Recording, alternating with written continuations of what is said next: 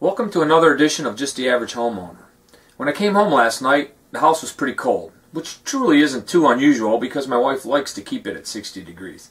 However, when she said it was cold when we walked in, I knew something might be up. So I took a quick look at the thermostat. Sure enough, it was saying 54 degrees, even though the heat was still on. Seeing how it was late Saturday night, I thought I'd take a stab at trying to fix it. Unfortunately, I don't know too much about furnaces, so I did a little research and I was able to troubleshoot it. The first thing I did was take the cover off of the furnace. You can see there's a lot going on here. This is a high efficiency, smart furnace. In this glass right here, there's a red LED light that tells us what the issue is. The light will blink to a code. How do we tell what number means what? We go by the flashes.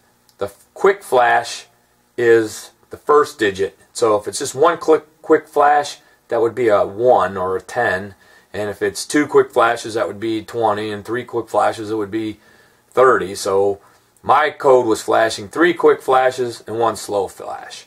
That meant 31. On our door down here it says 31. Pressure switch not closed or reopened. If open longer than 5 minutes, inducer shuts off for 15 minutes before retry. With that being closed, it wouldn't let the furnace fire up. It then goes on to tell you what is some of the possible reasons for that to happen. As I read the list, excessive wind, low inducer voltage, inadequate combustion air supply. I'm going to give you a quick explanation of the airflow here. This pipe here comes down, runs in, that's the intake air. This pipe down here runs out, that's our exhaust air. The problem I thought was at the intake area being clogged. This fitting right here is designed so that the air can come in from either side.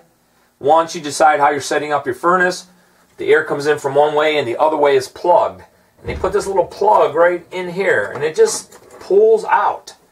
So now what I've created by pulling this out is an air intake from the inside of the house.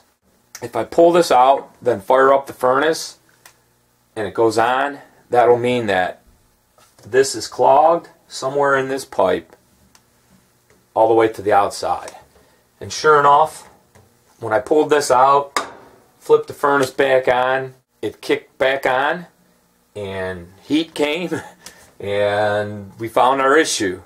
That was good enough for last night. It got our furnace working, but today I have to find the real problem, so I'm going to start troubleshooting where this obstruction might be.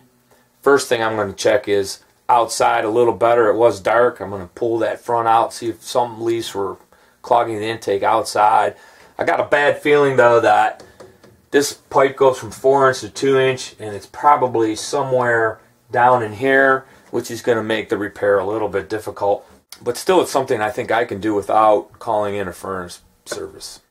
Here's our intake exhaust cover for the outside of the house. There's 4 screws that hold this cover on there. I took the screws out previously. We're going to open this up and see. That looks as clear as can be. Like I said, I thought we were going to have that blockage on the inside, which is going to make this a little more difficult. But we'll get to it. I was told that if you take this screw out from where the PVC goes into this fitting, that you may be able to wiggle this fitting out, because I think what's stuck is stuck in here. Problem is, I tried to pull that thing. I even used a crowbar. I wasn't moving it. So that leaves me with no choice but to cut it, get a vacuum line in there, vacuum it out. What I thought I would do then is take a clean out, install it, if you could see that, install it up here. We're going to install it up here. I'm going to leave it as a clean out, so if that ever happens again, I can vacuum down in there. I'm going to take it one step even further. I bought a drain. This would normally be a drain for a shower drain. I'm going to use it as a screen. I'll place this in the pipe that I cut up there. Then this will go on it. And if you can see in there, let me just tilt that. See? So right there will be a screen. I'll be able to take the clean out the next time this happens. Just reach in there and take out whatever it is. I'm hoping that'll work. I'm going to cut it all out, get it in, and then we'll try it before we glue it. That's where we'll make our cut. Between here and here, we'll take this piece out. Hopefully we're going to pull out something because we're still looking for the blockage.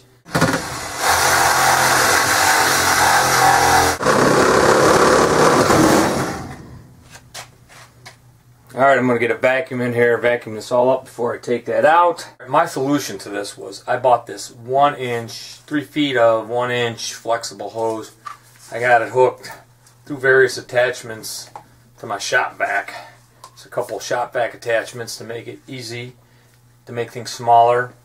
So we're going to stick it down in here, turn this on, and see what we could do. Here we go.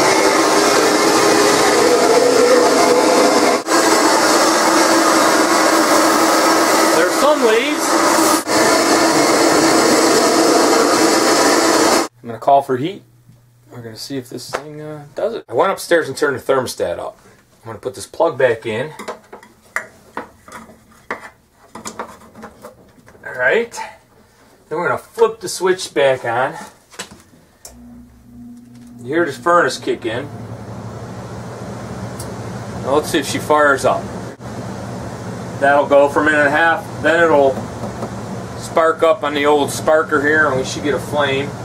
We'll see that I cleared enough of the leaves out of there to make it all work.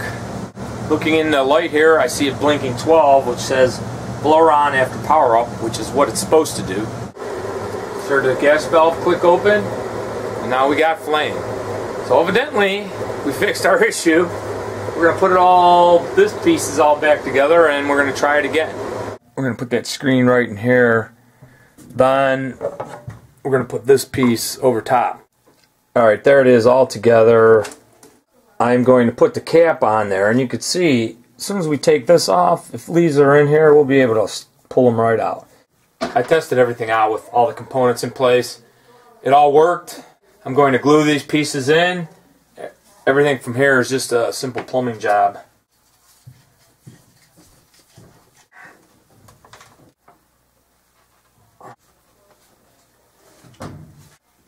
Place our cap on in here. Again, flip on our furnace, give it a test run. Our furnace is all put back together. It's pumping out heat right now. I'm going to show you the amount of leaves that were in there that shut us down. There you have it. And that was enough to shut our high efficiency furnace off. So until the next time, this is the Average Homeowner, keeping warm and waiting for summer.